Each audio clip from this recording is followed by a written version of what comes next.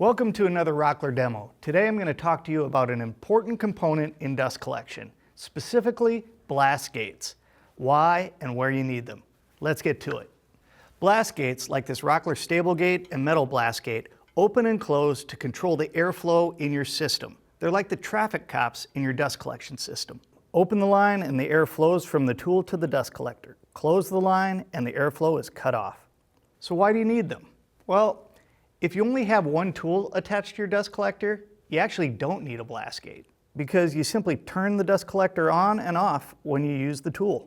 But if you have multiple lines running to multiple tools, then you don't want all the lines open at the same time, so the suction is divided up between the lines. To get the best performance, you need to focus the suction to the tool you're using. And to do that, you need gates.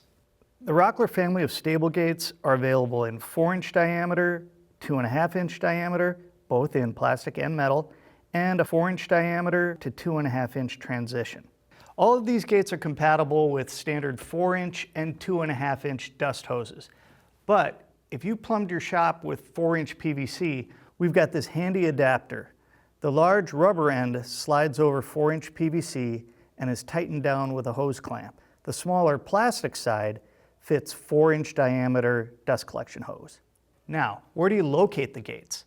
Well, multi-line dust collection systems are made up of a main line, often called the trunk line, and the multiple lines that come off the trunk and lead to the tools, often called branch lines or drops. Most often you'll install a gate on each of the branch lines, and you can locate the gate anywhere on the branch line between the trunk and the tool. It could be at the connection to the trunk line if the trunk line is reachable, or if your trunk line is up high, then the best place may be in the middle of the branch line or at the tool port, whichever is most convenient. It's important that each gate is securely installed because the frequent opening and closing of the gate can pull the hose loose from the wall or loosen the connection. It's easy to securely mount the Rockler stable gates because they feature a mounting tab that you anchor to the wall.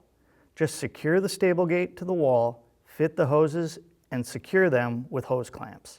If you're using a blast gate that doesn't feature a built-in mounting tab, you can use these Rockler blast gate brackets. Secure the bracket to the wall, thread 2 hose clamps through the bracket, fit the hoses over your gate, and clamp the hoses.